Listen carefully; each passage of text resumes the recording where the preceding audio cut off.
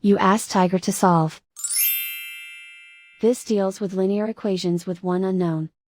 The final result is x equals -18/5. Let's solve it step by step. Simplify the expression.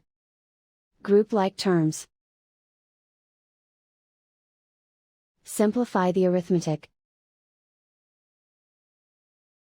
Group all constants on the right side of the equation. Subtract 18 from both sides.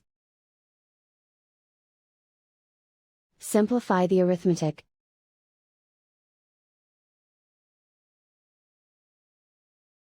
Isolate the x.